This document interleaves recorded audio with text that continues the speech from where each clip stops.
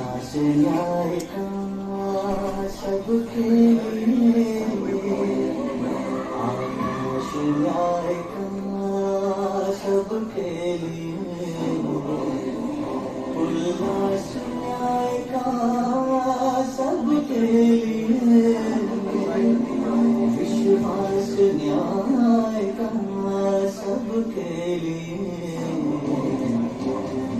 अपने इस हिंदुस्तान पर हक हमारा भी तो है इंसाफ के इस आशिया पर हक हमारा भी तो है एक मुट्ठी आसमां पर हक हमारा भी तो है एक मुट्ठी आसमां पर हक हमारा भी तो है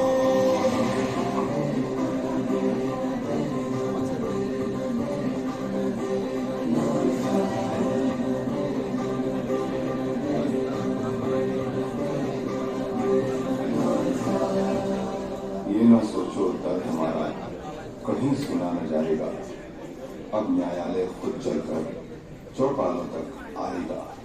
लाचारों को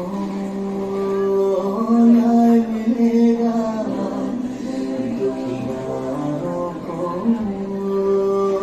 न्याय मिलेगा, कमजोरों को न्याय मिलेगा, मजलूमों को न्याय मिलेगा। अपने इस हिंदुस्तान पर हक हमारी तो है उम्मीदों के इस गुलसितां पर हक हमारा भी तो है एक मुट्ठी आसमां पर हक हमारा भी तो है एक मुट्ठी आसमां पर हक हमारा भी तो है।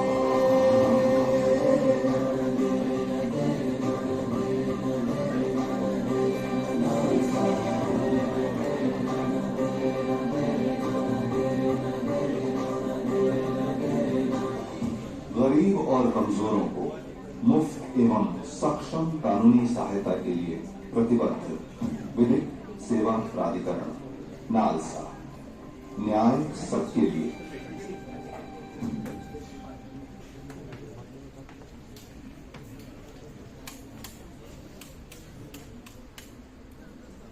Honorable Justice Sonak, Honorable Justice Deshpande, Honorable Justice Mehta, Learned Advocate General State of Goa, Senior Advocate Devadas Pangam, the Learned Principal District Judge North Goa, Judge Aga, Learned Principal District Judge South Goa, Judge Sherry Paul, the President of the Goa High Court Bar Association, Senior Advocate Sequoia Pereira, Member Secretary, Goa State Legal Service Authority, Ms.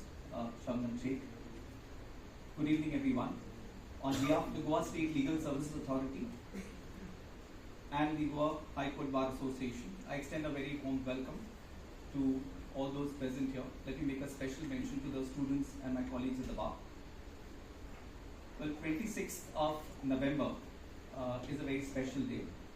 It is celebrated as a National Law Day, and that is for a very significant reason. On 26th of November 1949, the Constituent Assembly adopted the Constitution for India, and on the 26th of November 2024, it will be 75 years since the adoption. So we have organized this function in anticipation of the landmark day.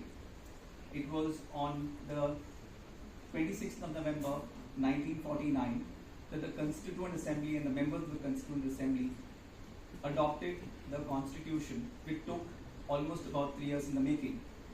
If you really have to go by the start, it all germinated from the Cabinet Mission Plan, which was released on the 16th of May 1946. The Constituent Assembly and the formation by itself is a topic for discussion, a very fascinating topic for some other day. But the first assembly of the Constituent Assembly met on the 9th of December 1946. And you have to just, for a moment, go back and try and imagine the state of affairs at that point of time. We were grappling with financial strife. We were deeply rooted in caste discrimination, in class discrimination. We had a colonial mindset, and the politics was polarized. In such a scenario, we had given this task to the Constituent Assembly to come up with a vision for the future. And in fact, the situation was so grim and gloomy that the great Dr. Ambedkar, I'm not sure how many people know about it, but the architect of our constitution, in fact, addressed a memorandum to the cabinet mission, specifically requesting them not to have a Constituent Assembly. He, in fact, expressed his opinion that considering the constitution is not really a technical subject, the British should give us the constitution. This is a memorandum specifically addressed by him.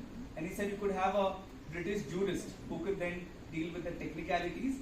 And to take things further, he says wherever there are communal issues, that could be addressed by those roundtable conferences. So that really is indicative of the multitude of situations and problems that the country was grappling with at that point of time. But once the Constituent Assembly took the mantle on the 9th of December 1946, they worked overtime. We speak so much about Dr. Ambedkar, but I think Professor Rao needs as much recognition because he actually pieced together 12 different reports. He addressed questionnaires whereby he gave the references of all the world constitutions to all the members of the provincial, central and the Constituent Assembly members, and he invited objections, their suggestions, and then there were all these reports which includes the report of prepared by Dr. Ambedkar with regard to the fundamental rights chapter, and he pieced it together and presented the draft constitution, so which largely stood scrutiny in the Constituent Assembly debates. So it was around the 9th of November that the Constituent Assembly, 9th of November 1948, that the Constituent Assembly debates started, and they concluded around in the month of October of 1949, and subsequently the Constituent Assembly adopted the constitution that we have for ourselves. So that is the significance of the day. It's a landmark day, and we have with us an August gathering today and a very special keynote speaker to mark this occasion. So let me start the program by greeting the dignitaries who have graced the occasion by their presence.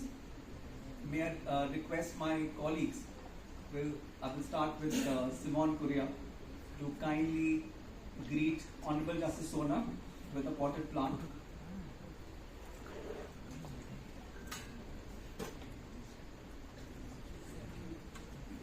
Thank you very much.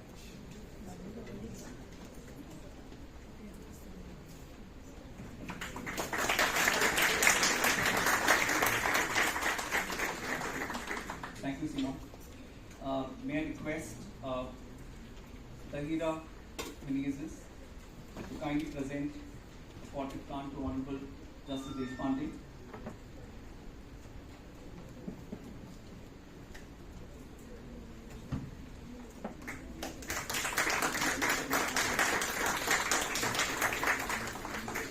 Thank you, Tahira. May I now request Tanisha Mashelkar to present a potted plant to Honorable Ms. Justice Mehta.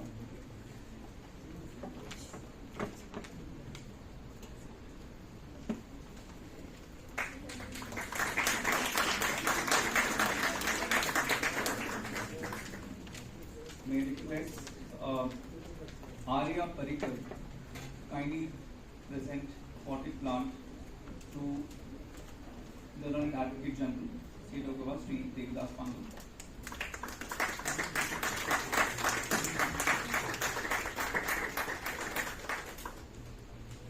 Simon, I'll leave you back again. I request Simon to kindly present a potted plant to a learned Principal District Judge, North Goa, Judge Disha Daga.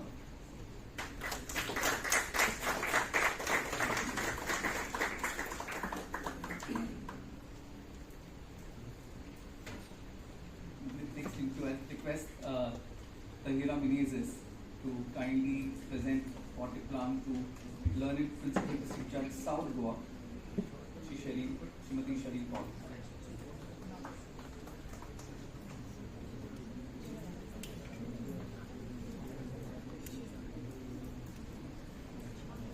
We'll keep that for the later.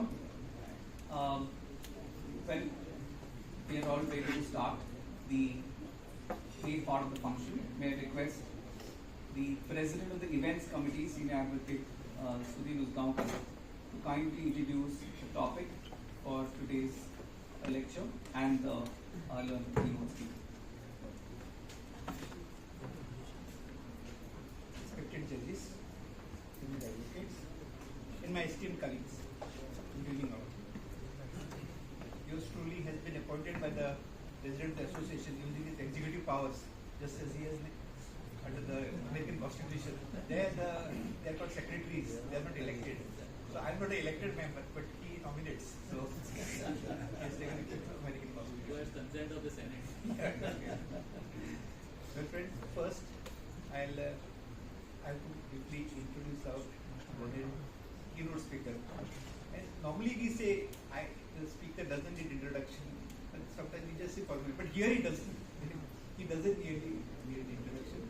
Justice Mahesh Konak, for all of you, Mahesh, for many of us who have been practicing together, has been here as a judge.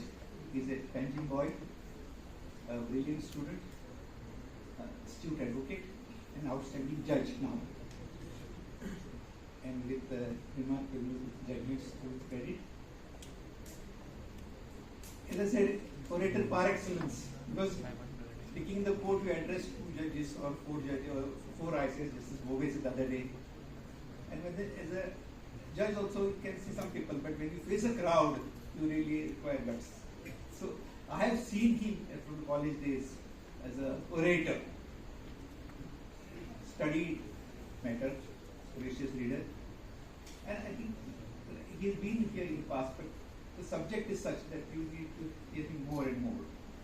So we have, and we are pleased to have you, sir, amidst us today on this mission, to speak, to hear you on this subject today. Now coming back to the subject, Constitution Day, National Law Day, as Shriram suggested. Many times we mock at America, saying that it's a very young country, they have a very old civilization running for 1,000 years. But as far as the Constitution is concerned, they have the oldest Constitution. Please correct me, sir.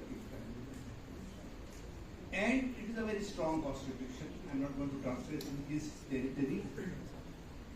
And when our Constitutional Assembly was formed, as my colleague Shivan said, they had to study all. You know, in Britain they don't have written, here America is written. So all they studied, and they try to take the best from everything.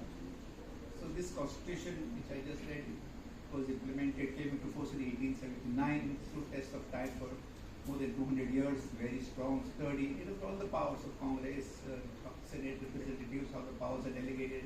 I'm not going to dwell into that, it's in subject.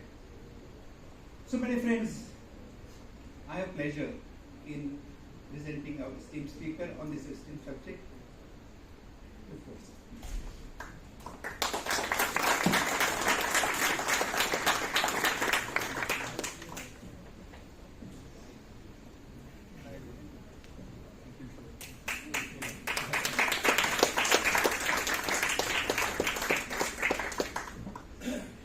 My brother Justice Deshpande, sister Justice Mehta, President Pereira and his excellent team, Advocate General, senior advocates, members of the bar, fellow students. I'm told that students are also here. So you are fellow students, your professors, boys and girls. Good evening and thank you so much for having me with you all. Friends, in 2009, 3 researchers, Alkins, Ginsberg and Melton, conducted a study entitled The Endurance of National Constitutions. Now, based on detailed empirical studies written of constitutions since 1789, as Mr. Senior Advocate Mr. Usgaonkar told you, the US Constitution is the oldest and it entered force in 1789. So they did a study of the written constitution since 1789, and this research reported that the average lifespan of a written constitution is between 17 and 19 years. Only a handful have lasted beyond 50 years. The lifespan varies from region to region and from generation to generation. Written constitutions in the West have an average lifespan of about 32 years and in the East of about 17 years. So dear friends, we have every reason to be proud that our written constitution, which is the longest in the world, is batting at 75 not out. There have been some scares, but 75 not out is certainly something to be proud of. And today we have gathered to celebrate this achievement. But not just that, we have gathered here to affirm our faith in our constitution. Dr. Ambedkar, the father of our constitution, in this very month, 75 years ago, famously remarked that however good a constitution may be, it is sure to turn out to be bad because those who are called to work it happen to be a bad lot. He added, however, that a bad constitution may turn out to be good if those called to work it happen to be a good lot. I have deficiency in preparation, so please allow me to present today a clip of Ambedkar speaking in the Constituent Assembly. I am told that this is a picturization, this is not the original, but let us have a look for about a minute or so. No, the first one. मैं यहाँ पर संविधान की अच्छाइयाँ गिनाने नहीं जाऊंगा, क्योंकि मुझे लगता है कि संविधान कितना भी अच्छा क्यों ना हो, वो अंततः बुरा साबित होगा अगर उसे इस्तेमाल में लाने वाले लोग बुरे हो।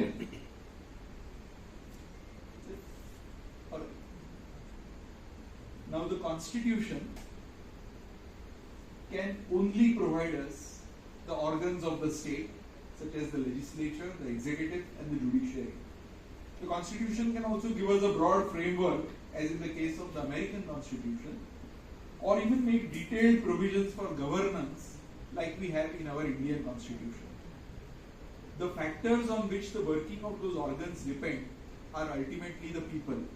The people's resolve to see that those who are called upon to work the Constitution turn out to be a good lot, and the people's resolve to respect this Constitution. And friends, there can be no greater respect for the Constitution and the constitutional principles than obeying the Constitution by not transgressing the constitutional limits, developing and imbibing such a spirit, such a habit, so that it becomes a way of life with our people, and striving towards this is the best tribute that a grateful nation can pay to its own constitution. Now friends, some of the factors, basically those researchers which I referred to, some of the factors contributing to the longevity of a written constitution are: first is the specificity of its provisions. Second is inclusiveness. Third is a balanced mechanism for its amendment. The fourth is an independent judiciary to patrol the Constitution's boundaries. Fifth is the willingness of the coordinate branches, that is the legislature and the executive, to accept the court's interpretation of the Constitution and the court's decisions even if those decisions appear to be counter-majoritarian or anti-majoritarian. And sixth, this he says, this they say is the most important aspect, is the people's willingness to accept the court's decisions even if they disagree with them, even if such decisions are unpopular and are not immediately palatable. Now friends, our constitution according to me fares reasonably well on specificity. It is pretty specific, and in fact one of the criticisms was that it is too detailed. In 1951, Sir Ivor Jennings, a leading Commonwealth historian, jurist, and a very famous author, spoke on the Indian Constitution. He was invited to Madras to speak on the Indian Constitution, which was just a year old. He was very critical of our Constitution and he prophesied its doom. He commenced his address by summing up our Constitution in one cynical sentence: too long, too rigid, and too complex. And to add insult to this injury, he said that the dominance of lawyer politicians in the Constituent Assembly had contributed to the complexity of its provisions. But as Fali Nariman has pointed out, harsh words like chickens often come home to roost. In the 1960s, this Sir Ivor Jennings was commissioned to draft a new constitution for Ceylon, or Sri Lanka as we call it. Despite his scholarship, his precautions, this constitution lasted for exactly 7 years. And here, the constitution which was damned as too long, too rigid and too complex is celebrating its 75th birthday. This is an achievement that we can be proud of, and I think we are alright on the aspect of specificity. The same goes for inclusivity, which is the second factor. Our constitution provides for affirmative action, protection of religious and linguistic minorities, equal treatment, which means that likes would be treated alike, and special provisions for those who need them. The aim is to provide a level playing field. Fraternity is one of the objectives spelled out in the preamble to our constitution. So all this, according to me, promotes inclusivity. Regarding balanced amending powers, our constitution has tried to reconcile the urge for change with the urge for continuity. Change without continuity can spell anarchy, and continuity without change can mean stagnation. The world around us is constantly changing, and if a fundamental law like the Constitution does not keep pace, that would not be good either for the world or the Constitution itself. Constitutions evolve with society. No generation can claim a monopoly over the Constitution or over the wisdom of those times. A written Constitution must not be so rigid that any attempt to change it would lead to its breakdown. So also, it must not be so flexible that it becomes a plaything in the hands of the politicians to be tampered with and degraded to the level of an ordinary statute liable to change with the passing fancy of those in power. These are not my words, these are words of Justice H.R. Khanna in Keshavananda Bharati. So our constitution strives to balance between rigidity and flexibility. So amending our constitution may not be too difficult, but it is not too easy either. We are all right on this parameter of balanced mechanism for amending the constitution. I believe we have a reasonably independent judiciary, at least I would like to believe that. Based on that independence, I would like to discuss the last two aspects that contribute to the longevity of a written constitution. The willingness of the coordinate branches to accept the judiciary's decisions or interpretations, and the willingness of the people to accept the court's decisions, even though those decisions may not be popular at the moment. You might legitimately ask me why I chose the American experience rather than the Indian experience. 75 years is after all a reasonable time to reflect upon. And this is correct, but still I offer two reasons. First, as a sitting judge, I do not know if any utterances or instances would unwittingly conflict with my functioning. And second, the cases from American experience show that they began badly. In fact, they began very badly. They had their hiccups, they had their scares, but they recovered and evolved over the last 200 years. The people evolved.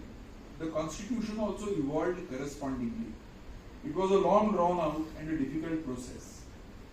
From this, I think, we need not be overly pessimistic or focus only on our mistakes or downplay our significant achievements, including the one that we celebrate today.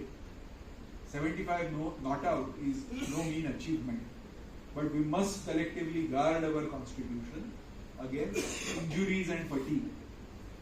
In cricket, a batsman cannot decide who the bowler will be and how the bowler will bowl. However, the game cannot be proceeded smoothly unless the teams agree to abide by the umpire's decisions. The umpire must be independent of the two teams. The umpire's decisions may not always be correct. They may be wrong or even grossly wrong on some occasions. But if the game is to survive or live long, the decisions must be obeyed until they are lawfully altered. There may be several pitfalls in the American society. I do not advocate for a moment emulating them in all respects or even in substantial respects. But however, that does not mean that we should not accept whatever little that is commendable in their constitutional culture. And there is no reason why we should not learn from the American mistakes and try to avoid those mistakes in India. I chose the American experience because their constitution is the longest surviving constitution, as pointed out by Senior Advocate Mr. Sudhin Usgaonkar. It has survived for 237 years. Your learned AG also pointed out that this is the longest surviving written constitution. The British constitution is of course 1,000 years old, but they do not have a written constitution. The US constitution, the longest surviving written constitution, is also the shortest. It has just 7 articles. And for the last 237 years, it has been amended only 27 times. Our constitution, I think, has been amended 106 times. Allow me, therefore, to refer to the history of this constitution, to some precedents from the US Supreme Court, and more specifically, to the reaction of the executive, the legislature, and the people of the United States to the unpopular decisions of the US Supreme Court. In this study, we could perhaps find an elixir or the secret to the US Constitution's longevity. Now, the US Constitution does not contain any provision like Article 13 of our Constitution. When our Constitution entered force, the position of judicial review of legislation by courts was reasonably established in India. However, the position was unclear in the US. Such an issue arose, or rather was made to arise for examination in the landmark decision of Marbury versus Madison, decided by the US Supreme Court in 1803. Now, 1803 means they were just hardly about 14-15 years old. Their constitution was hardly about 14 years old. Now, a little background, if you permit me. John Adams, the first president, of course, was George Washington. He was succeeded by John Adams. Incidentally, George Washington was the first president. At that time, their constitution did not contain any bar for re-election or a bar that a president can be continue, the same person can continue as a president for only 2 terms. Today, their constitution says that nobody can be a president for more than 8 years. At that time, there was no bar.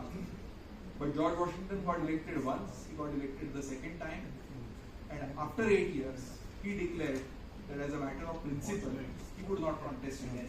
And basically, his example was then later on incorporated as a constitutional amendment, much later. And that is how they have this 8-year ceiling. Now, John Adams succeeded George Washington as the president in 1797. His 4-year term was to expire on 4th of March 1801. However, as you are aware, the elections in the US are held sometime in November and December, and so they were accordingly held in November and December of 1800. The Federalists, led by Thomas Jefferson, voted John Adams out of power. Therefore, like how John Biden is today, John Adams became a lame duck president between December and March of 1801. The convention now established, I emphasize on the word now, decrees that a lame duck president should not make any significant policy decisions because he's already lost at the hustings. He's continuing in power because the term expires after 3 months. However, John Adams was very anxious to see that judicial posts are filled up by him and his political opponents, the Jeffersonians, do not get a chance to make any judicial appointments. Judicial appointments normally in the US are for a life term or for very extended terms. So what did he do? So therefore, up to the midnight of 3rd March 1801, they went on making appointments and filling up the judicial posts. John Adams made several appointments so that the Federalists had no chance to appoint any significant number of judges to the federal courts. Now, one such appointment made by John Adams was that of William Marbury. Though the warrant was signed by the President and the Secretary of the State, this warrant could not be physically delivered to William Marbury before the midnight of 3rd March 1801. Therefore, Marbury could not take charge of the appointment, as so to say. He wrote to President Thomas Jefferson, he wrote to his secretary Madison. However, both of them deliberately ignored the letters. In fact, Thomas Jefferson expressly forbade Madison from delivering those commissions or those warrants to Marbury. Now, relying upon Section 13 of the Judiciary Act of 1789, now this was an act which was passed by John Adams' presidency, and this is the act under which several judicial posts were created. There was a complete reshuffling of the judiciary, and it is under this act that a right was given to directly file a petition before the Supreme Court and seek a writ of mandamus. So Marbury, relying on this Section 13, directly petitioned the Supreme Court and sought for a writ of mandamus. He said that my appointment is complete, they are only not delivering me the warrants, so issue them a writ of mandamus. Now, that time, John Marshall, who was again an appointee of John Adams himself, was the Chief Justice, one of the greatest Chief Justices of the US Supreme Court. Now, the US Supreme Court framed 3 issues. First was, does Marbury hold the right to the judicial appointment? The second is Marbury entitled to remedy under the US law? And the third is Marbury entitled to a writ of mandamus under Section 13 of the Judiciary Act of 1789? Now, this matter evoked considerable national interest. This is because President Jefferson was extremely critical of John Adams' midnight appointments and the haste with which all those judicial appointments were made. Thomas Jefferson was quite skeptical because he felt that John Marshall, who was very close to John Adams, has been appointed as the Chief Justice. So he felt that the decision is surely going to go against President Jefferson. So therefore, even before the case could be decided, President Jefferson declared publicly that he will disobey the writ of the Supreme Court should the Supreme Court dare to issue a writ for appointing Marbury as a judge. Now, the situation for the Supreme Court was also very piquant. We were able to issue a writ directing President Thomas Jefferson and his secretary Madison to deliver the warrant. In all probabilities, as was already declared by the President, this writ would be disobeyed. This would clearly undermine the position of the Supreme Court. I mean, you issue a writ, it is not being obeyed by the executive. What does that make of the Supreme Court? On the other hand, dismissing Marbury's petition would also be seen as a weakness, and that would also undermine the prestige of the US Supreme Court, and would also cast very serious doubts on the independence and fearlessness of the judiciary. Now, Chief Justice Marshall ultimately resolved this matter in this way. Speaking for a unanimous Supreme Court, he answered the first two issues in favor of Marbury. He said that his appointment was perfectly valid. He also said that under the US laws, he had a remedy.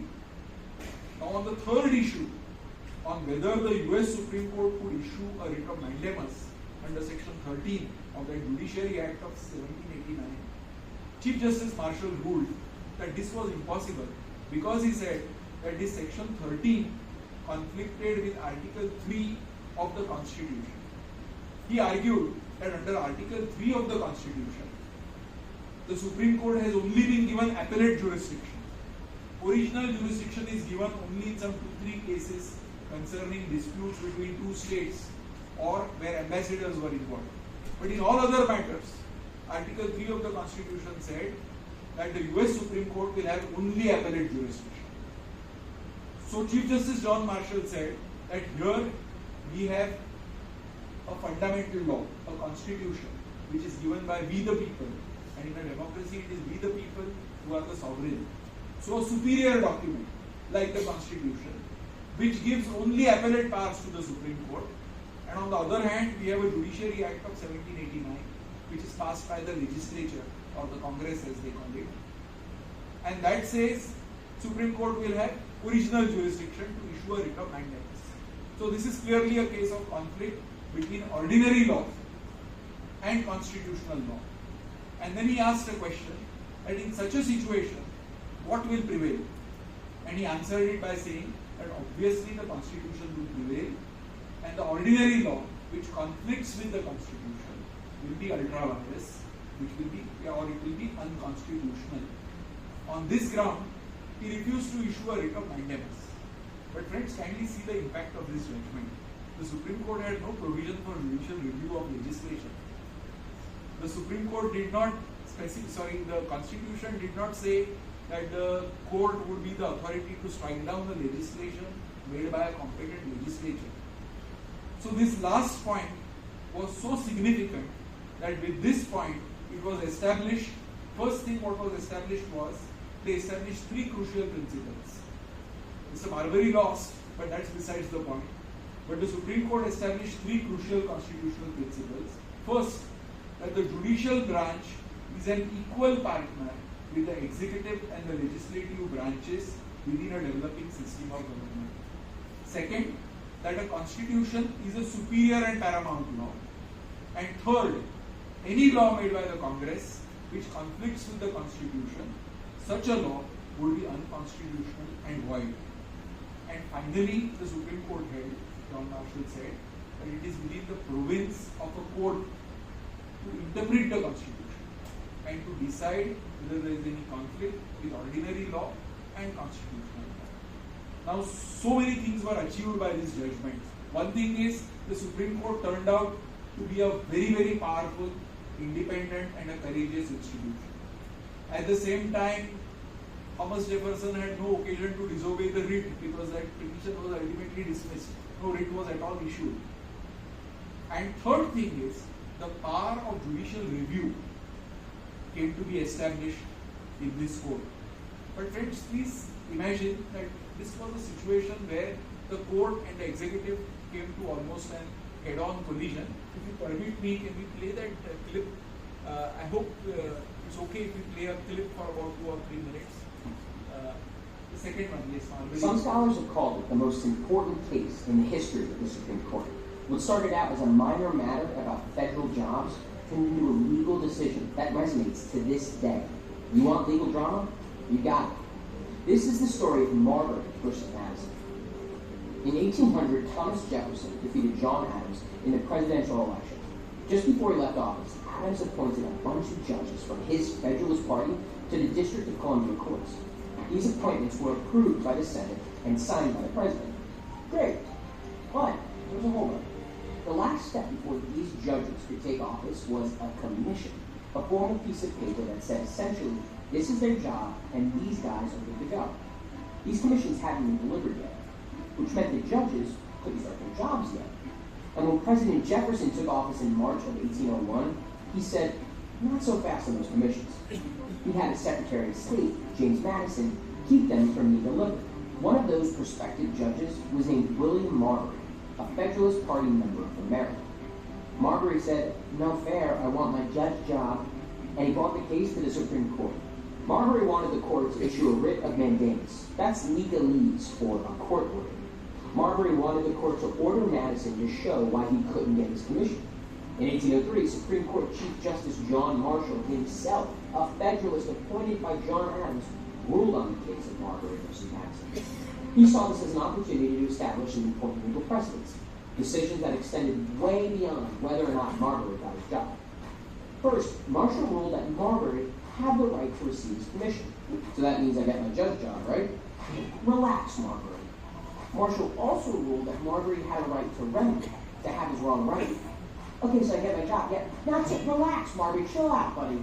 There was a third part to Marshall's decision, and this is what made Marbury versus Madison so important. Marshall ruled that the Supreme Court didn't have the power to make Madison hand over Marbury's commission. So wait, what? In making his ruling, Justice Marshall had the court rule on itself. Marshall brought up the Judiciary Act of 1789. This was a law that gave the Supreme Court the power to rule in cases just like this. But Marshall ruled that Section 13 of this law violated the Constitution because it gave the court powers the Constitution said it shouldn't have. Long story short, it wasn't the Supreme Court's place to rule in a decision like this. In striking down the Judiciary Act of 1789, Marshall also struck a blow against the authority of Congress. The Constitution, as Marshall put it, was the supreme law of the land. Whenever Congress and the Constitution were in conflict, the Supreme Court returned to the Constitution. This is called judicial review, and it's been an important function of the Supreme Court ever since. In relinquishing the power it was granted in 1789, the Supreme Court defined its emerging role for the young nation. The court staked out its claim as a branch of government equal to and independent of Congress and the executive branch. All that from a case about someone's paperwork not getting delivered. So friends, just as we had our Constituent Assembly and which functioned for almost 3 years, similarly, there's a very interesting history insofar as the adoption of the US Constitution is concerned. This may really not be the time, but the best discussions one finds in what is known as the Federalist Papers. And in that, the founding fathers, basically Alexander Hamilton, he argued about what should be the power structure in this new country which was being formed. Now they felt that if the final authority to interpret the Constitution was given to the President, who is the head of the executive, the President would become too powerful and in all probabilities he would turn dictatorial. They believed that power corrupts and absolute power corrupts absolutely. Now if the powers were to be vested in the legislature, then in theory, a brute majority in the legislature could do away with all the fundamental rights or even the basic human rights. Minorities would be unsafe, dissent or unpopular opinions would be banned, laws that may be popular but still unconstitutional would have absolute immunity. Now this would severely undermine the Constitution. Therefore the founding fathers felt that the power to judge or interpret the Constitution should be vested in the judiciary, which should be independent of the executive and the legislature. A neutral umpire should decide whether the other two powerful governance organs were transgressing the Constitution's boundaries. Now what they reasoned? They reasoned that the judiciary has neither the purse nor the sword. Consequently, it is the weakest branch in the three departments of power. There was minimal chance that this weakest organ would itself transgress the constitutional boundaries. That is how they perceived it. Now Hamilton reasoned that the nature of judicial power, the manner in which it is exercised, the comparative weakness of the judges, their inability to support any usurpation by force, reduce the supposed danger of judicial encroachments against the Constitution. In fact, he said that that would be a phantom. He argued that if the Constitution is to survive, an independent judiciary, which is the weakest of the three departments of the power, is a must. He argued that the judges must be appointed for a lengthy terms, if not a life term. He said that they should be guaranteed emoluments. There should be a constitutional guarantee for their emoluments. Only then they would be able to interpret the constitution faithfully and even make decisions that may be most unpopular at the moment. He also accepted that the judges may sometimes abuse their powers. However, he felt that safeguards against such abuse can be found in the transparency of the judicial process, which allows the public to assess the merits of a judicial decision, and also the judge's desire to maintain a robust judicial reputation. Still, for the constitution to survive, the executive, the legislature, and most importantly, we the people, must be willing to obey judicial decisions, even though such decisions for the moment may not be popular or even palatable. Without obedience, there would be no judiciary worth the name. Without an independent judiciary to patrol the constitution's boundaries, the constitution would be unprotected and vulnerable. Such a constitution would then be reduced to a paper constitution. Then might would always be right. Might can be physical or even ideological. The core ideals or the fundamental rights would then never be safe. Today, Justice Breyer of the Supreme Court, he has pointed out, and he has written some 3 books, wonderful books. He says that everything may be bad in the US, but they have acquired a habit, they have acquired a constitutional culture where the decisions of the US Supreme Court are accepted and obeyed, even though the people may disagree with these decisions. They may severely criticize these decisions, but to a great extent, they would obey them. They would not say that we are not going to obey these decisions at all. But friends, this was not always so. What we are seeing today is something that has evolved over the last 200 years. Now let us discuss some cases. The first case I would like to discuss is that of the Cherokee Nation versus Georgia and Worcester versus Georgia. This painfully reminds us how the US Supreme Court decisions were most shabbily treated by the executive, the legislature, and in fact most of the people way back in the 1830s when the constitution was barely 43 years old. Now Cherokees, we call them Red Indians, or in America also they are called as Red Indians. They are the Native Americans. I always wondered why they were called as Indians or Red Indians.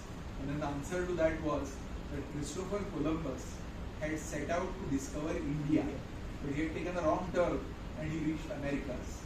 So the people whom he encountered first there, he said these are Indians, and then the name stuck. Now,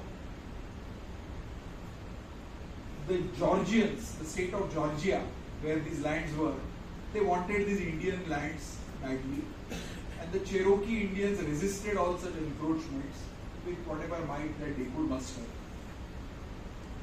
In 1819, a treaty was signed by the US government with the Cherokee Nation, giving them these lands, giving them some kind of independence to deal with these lands. The Cherokees were also allowed to have their own legal system, their own courts. Some kind of an autonomy was given to them by a constitutional treaty. But after some days in 1830s, gold was discovered on these Cherokee lands. Now once gold was discovered, the white people in Georgia and in the rest part of America, they said that somehow or the other we want these lands. The governor of that state passed a law by which he confiscated all these lands. The president also gave an assent, President Jackson. Earlier presidents were reluctant, but President Andrew Jackson gave the approval to the Removal of Indians Act, by which all these Native Americans, or Native Indians as they would be called, were directed to move westwards almost 1,000 kilometers away from their own lands. Now the Cherokee Indians, and there was a kind of a war, but then their spears and horses and swords were no match to the guns and cannons which the white people had. The Cherokee Indians, completely helpless, approached the US Supreme Court. They relied on the treaty, which was given a constitutional status, and they argued that the Georgian laws, though approved by the president, were unconstitutional. The Supreme Court by majority accepted their argument and struck down the Georgian laws, ordered the restoration of the Cherokee lands, and forbade Georgia from deporting the Cherokees westwards. Again, this was a brave decision by Chief Justice Marshall, the same Chief Justice who decided Marbury versus Madison. Now the question was, who was to enforce the Supreme Court's order? The state of Georgia openly defied the Supreme Court order. They in fact passed a law forbidding the obedience of the Supreme Court order. When the matter reached President Andrew Jackson, he famously remarked, "Well, John Marshall has made his decision, now let him go and enforce it." Chief Justice John Marshall wrote to an eminent American jurist, Joseph Story, a very, very great jurist.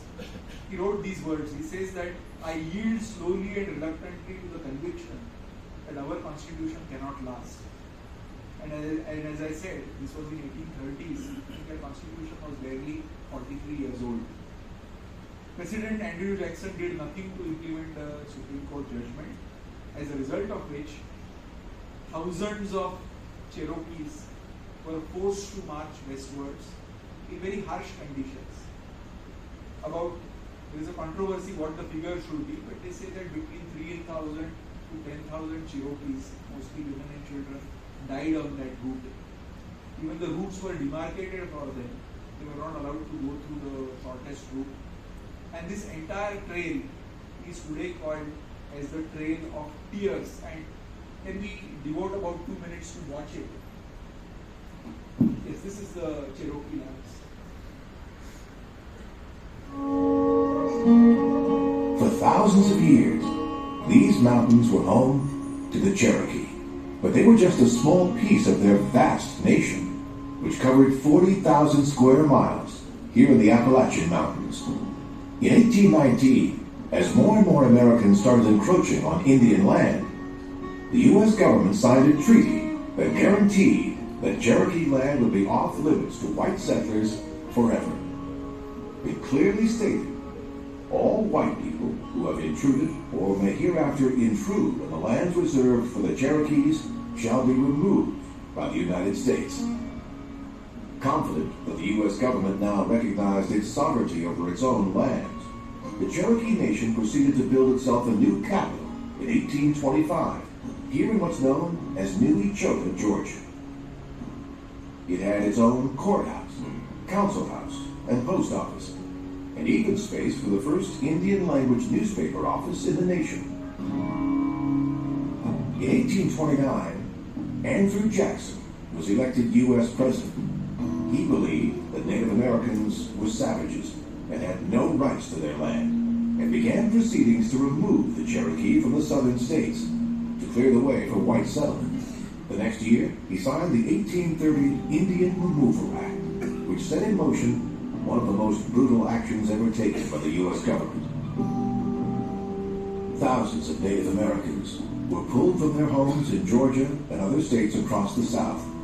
Many were shackled in chains and forced to walk at gunpoint more than 1,000 miles west on a series of routes that all led to Oklahoma.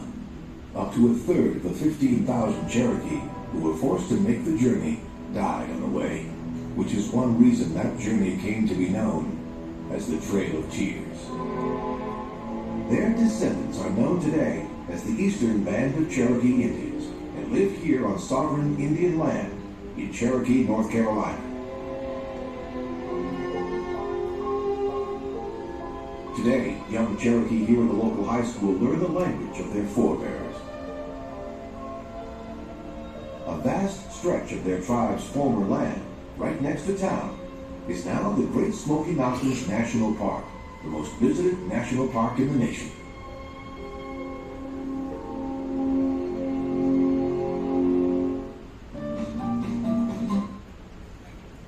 So this was in 1830s, where the Supreme Court orders were clearly defined.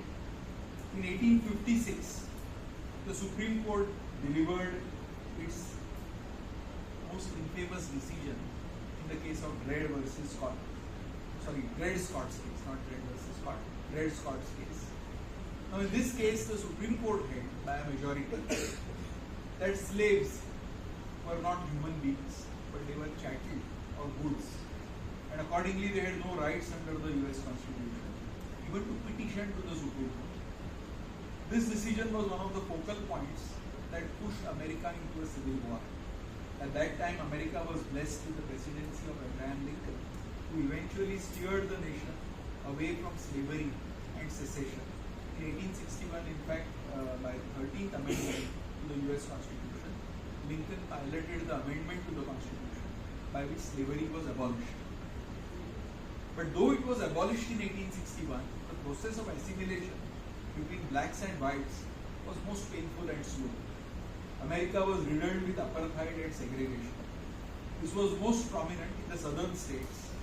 The whites even made laws by which they forced the African Americans to suffer inferior schooling, inadequate public facilities, and countless of other harms and indignities.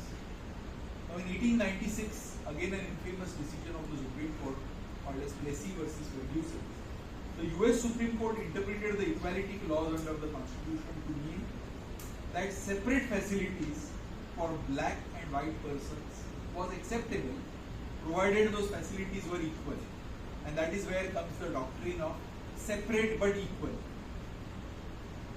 Now this doctrine continued for almost 58 years until a unanimous Supreme Court on 17th of May 1954, not too fast.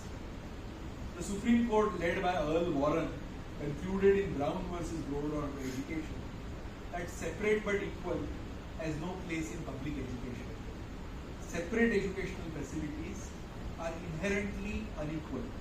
The court unanimously held that the South's system of segregation violated the constitutional guarantee that no state shall deprive any person of equal protection of laws. Consequently, Plessy versus Ferguson was overruled.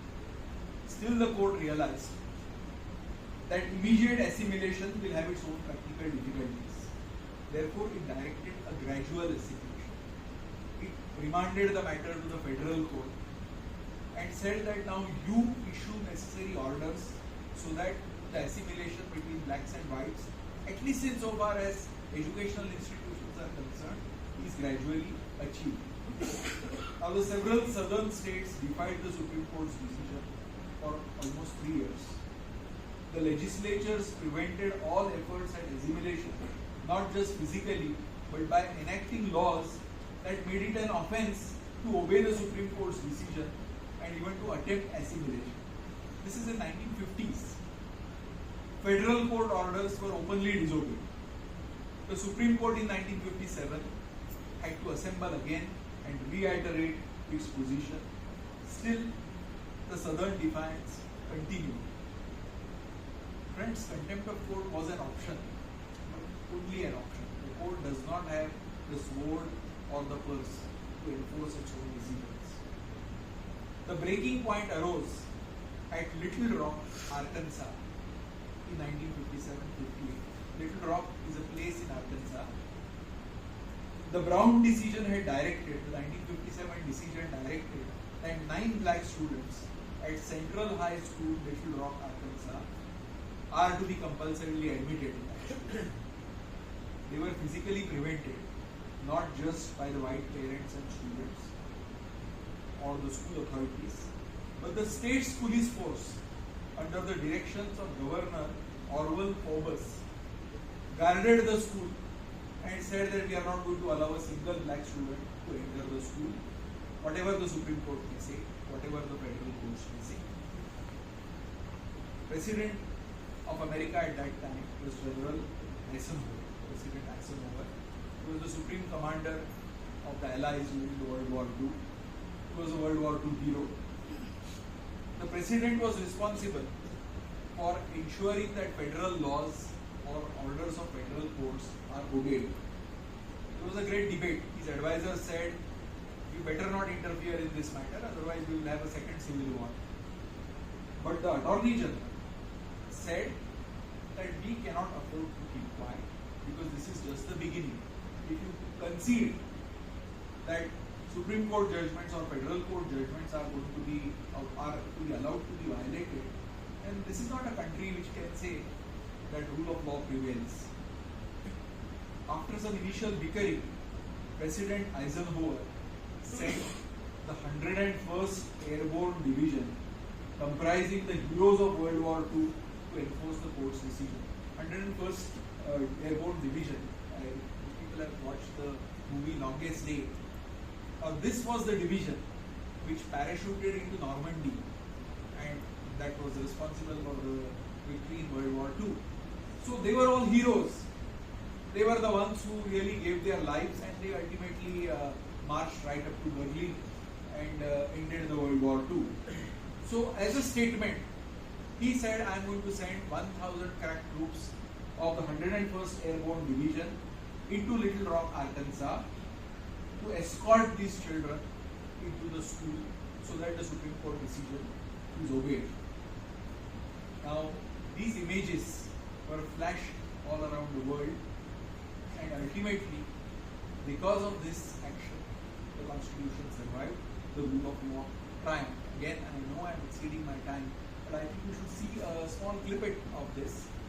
There are several on the YouTube, but the 9 children are without much of an option. That the governor in Arkansas was refusing his authority, and if he let that happen, so many other southern governors who didn't have the precedent to do the same thing. And Eisenhower wouldn't let that happen. It would be chaos. And it's not hyperbolic to say it could lead to a second civil war.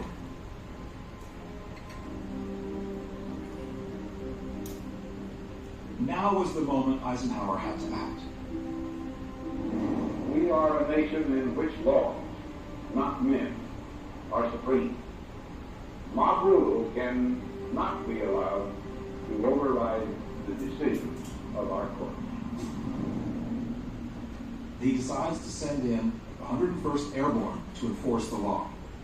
This was one of America's proudest, most storied military units, liberated Europe, and that was now going to play a role in defending the Constitution in Little Rock. Here we have the President of the United States saying, I am fully prepared to use the full force of my office, of the federal government, in order to uphold and enforce the law of the land. We haven't seen these kinds of deployment of troops used since Reconstruction.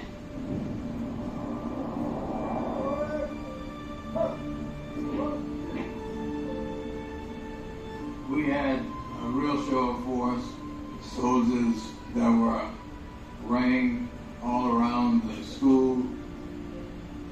We had helicopters overhead. When we walked into class, we were surrounded by a cadre of paratroopers that took the entire United States Army to get me into high school.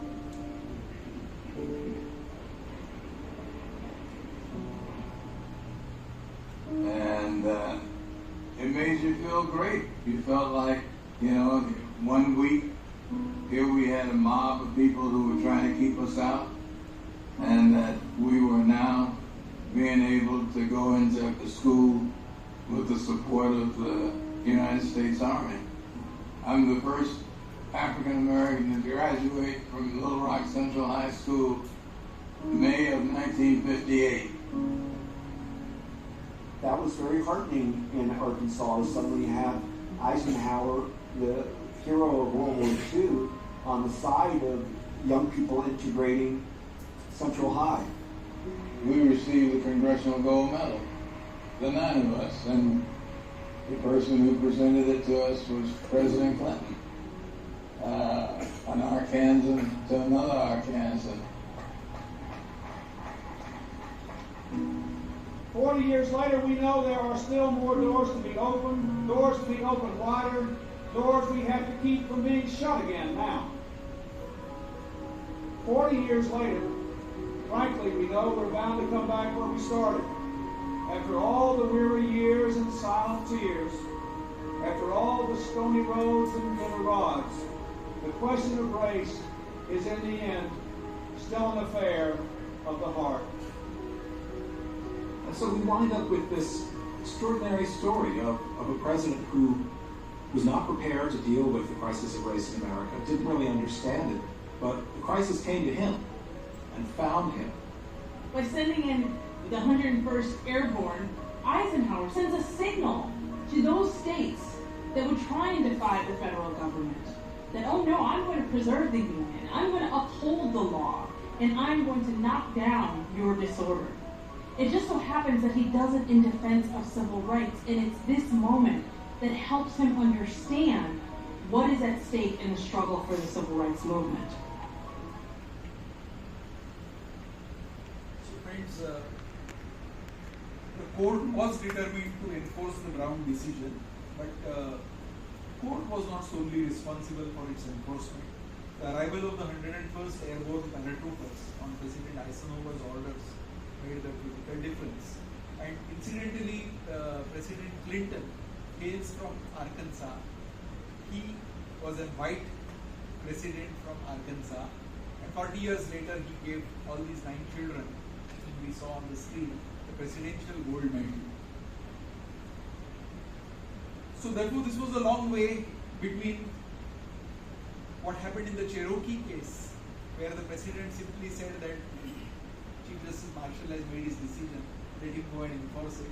And here was a president who sent the crack US Army to enforce a court decision. Now in December 2000, the US Supreme Court decided the election dispute between Bush and Gore. That was a dispute which was decided in about a week's time, because the election couldn't be, the result was held up.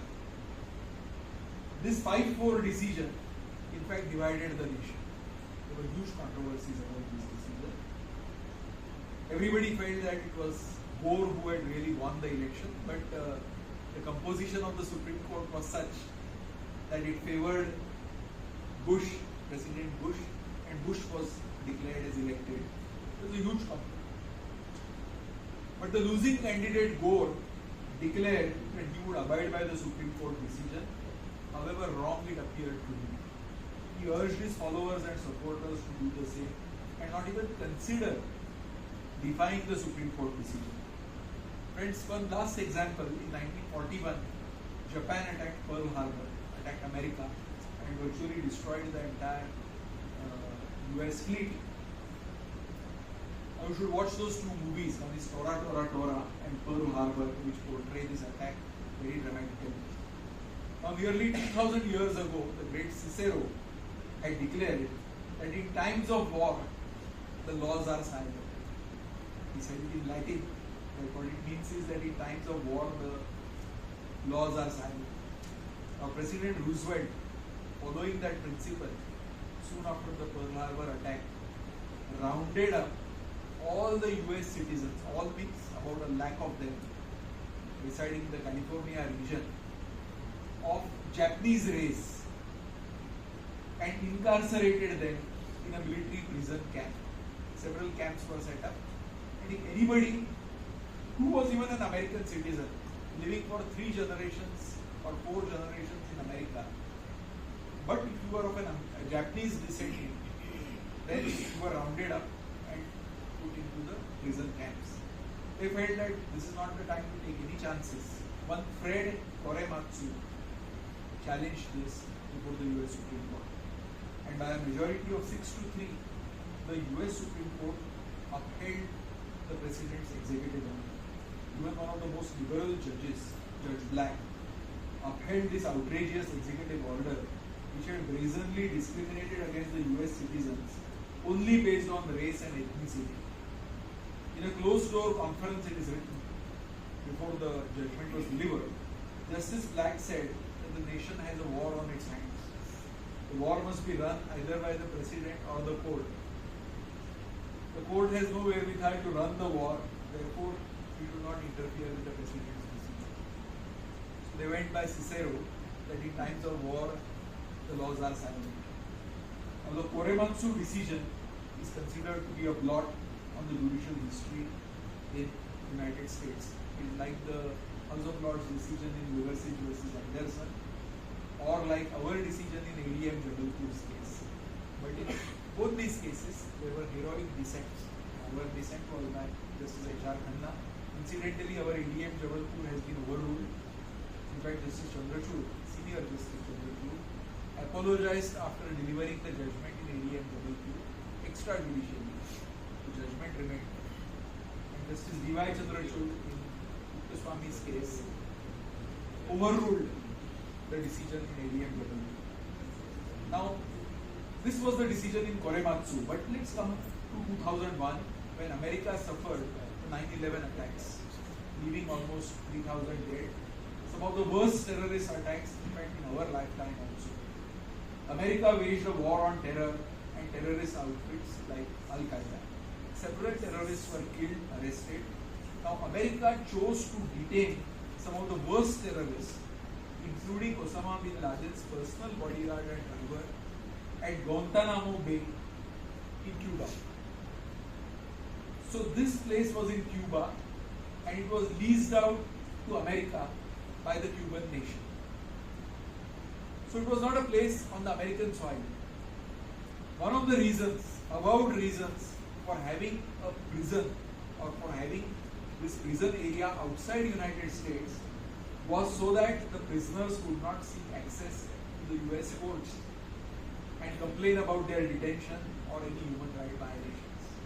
Still, 4 petitions were filed before the US Supreme Court, and the argument was that the fact that the territory was outside, or I mean the prison was outside the territorial jurisdiction of the US, it was admitted that this was a land leased out to America. It was admitted that this prison has been set up by America. It was admitted that it is the Americans who are holding them as prisoners. So the Supreme Court said that yes, our writ of habeas corpus will challenge it. The 4 petitions were allowed. Not that they were released, but the ruling of the Supreme Court was that they have a right to access to the US courts, to the US federal courts, and the US federal courts will look into the issues of their detention and human rights violations. It is in this case that Korematsu was specifically overruled. They said that we are bearing the ghost of Korematsu. And why I am including this is, we can just see a small clip. President Bush was the president at this time, and it really stunned the president. The U.S. government sends their enemies of the state, military prisoners at the U.S. base in Guantanamo, Cuba. Some have been held here for more than 6 years, suspected of involvement in acts of terror against the United States and legally outside the jurisdiction of U.S. courts. But Thursday's ruling throws a challenge to their continued incarceration. It gives detainees the right to ask for evidence, to call on witnesses, and even to ask a federal judge to set them free. Speaking to reporters at a news conference in Italy, President Bush reluctantly accepted the court's decision. First of all, it's the Supreme Court decision. We'll abide by the court's decision. That doesn't mean I have to agree with it. It's a deeply divided court. And I strongly agree with those who dissented. The dissenters, including Chief Justice John Roberts and Justice Antonin Scalia, criticized the ruling as judicial activism and warned the nation would live to regret it. But civil rights advocates called Thursday's ruling a major step forward. Michael Ratner is president of the Center for...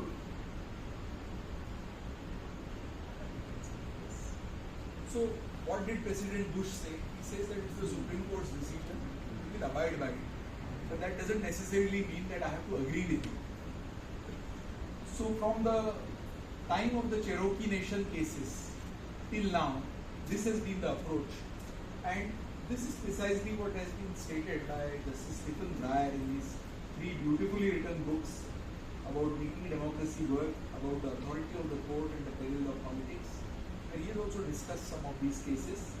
And he says that one of the strongest reasons for the longevity of the US Constitution is that now it has become a habit to the American people to accept the decisions of courts as binding on them, though they may disagree with them, though they may criticize them in the worst of terms, as long as the decision is not overturned by a judicial process or a permissible legislative process. In incidentally he has recorded that there has been no constitutional amendment since 1861 for overruling a Supreme Court judgment. And what was that 1861 amendment? That was to overrule Dred Scott's case, where slavery was upheld by the Supreme Court, and the 13th Amendment said that slavery will be unconstitutional. But since 1861, there has not been a single amendment to the US Constitution to overrule a decision of a court. There have been other amendments. So therefore, Justice Breyer says that it is this habit which increases the longevity of a written constitution, and this is the habit which we must learn to develop. This is the habit that we must learn to inculcate. So on this eve of 75th Constitution Day, I think we should give a thought to this habit and learn some lessons from whatever good. I'm not saying there is a lot of good in America, but whatever good that is there in America, and also learn lessons from whatever bad things that have happened in that place. Now, I conclude by, I cannot resist quoting Judge Learned Hand and his famous quotation. In fact, he says that all these constitutions are alright, courts are alright, democracy is alright, but constitutionalism or liberty has to be in your heart. If it is in your heart, then it is indestructible. If it is not in your heart, then no amount of constitutions can really save you. And let me quote.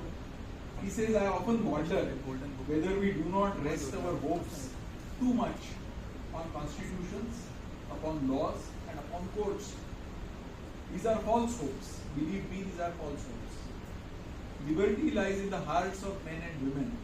When it dies there, no constitution, no law, no court.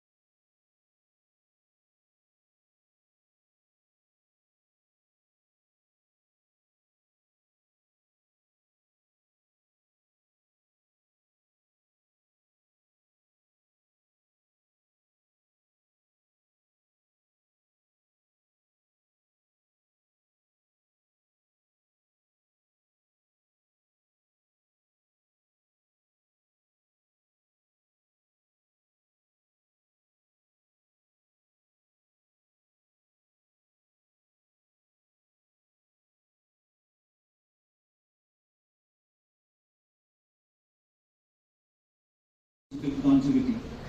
But would you also agree that the rigidity of the amendment process of the American Constitution does play a part in that, or is just the strength of the Constitution that has withstood for the last 236 years?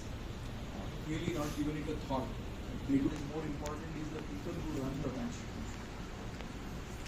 And it is the people who accept the Constitution. That is what plays a major role. That is my honest opinion. Thank you, sir. Fascinating journey that you took us through for the last half an hour of the elaboration of the historical connect between these two, one the oldest and one the longest constitution. And being a student of constitutional law in the United States, I can tell you, I was pondering upon my memory of 12 years back, my constitutional law classes, and especially the Guantanamo Bay case, the link. I have just one, kind of connected question. The constitutional history of India and America were slightly different, but we have both used a similar ideological reference of we the people. And this we the people have been, over the period of time in India, been a question of debate that were we correct or were we just borrowing. I do believe the constitutional framers had said that truly it is a representative evolution, and the Constituent Assembly was actually represented in devolution. So we'd like to know about maybe a reference from your side. My students are there, so they would also learn a lot from eruditeness of yours. Thank you very much. I think the history was different, but it was also to a great extent similar. We had a common enemy, mind you, the British, both they as well as us. This is one aspect. Second aspect is, see, there is a criticism against our own Constituent Assembly. They said that it represented hardly 26 or 27% of the populace. Because at that time, even to be a voter, you had to have certain qualifications, educational qualifications, or you had to have some property. You have to pay income tax. Or you have to pay income tax, that's right. So therefore, lot of people were really excluded. And that is the reason they say that the provisions in our constitution for amendment were not made so rigid. The Constituent Assembly members, the statesmen that they were, realized that we are not really representing the entire India. There are so many who are unrepresented over here. So if we now voice our views on them or on future generations, that may not be very proper. Similarly, even in the US Constitution, though they talk of we the people, you will be surprised to know, I am not very sure about the dates, but I think it is sometime in 1920s or so that they gave women the right to vote. 1930s. Yeah, 1930s, yes. So it is, so therefore, we the people did not include women. We the people did not include the blacks, the slaves. These were the fault lines in the Constitution. These were the similarities in our constitutional structure also. But by and large, I still feel that whatever a written document, ultimately democracy thrives on the principle that it is the people who are sovereign, and that is why we use the word we the people. It is the sovereignty rests in the people, and since this is a people's document, this will be paramount, this will be supreme. Even in our, Arbery versus Madison, the argument was that if the sovereignty is with the people and the people have made this document, then this document becomes paramount. It is under this document that a Congress has been created or the legislature has been created. So the Congress or the legislature is only a delegate of the people. Now a law made by the delegate and law made by the sovereign, which one will prevail? That was the argument, and that is why judicial review.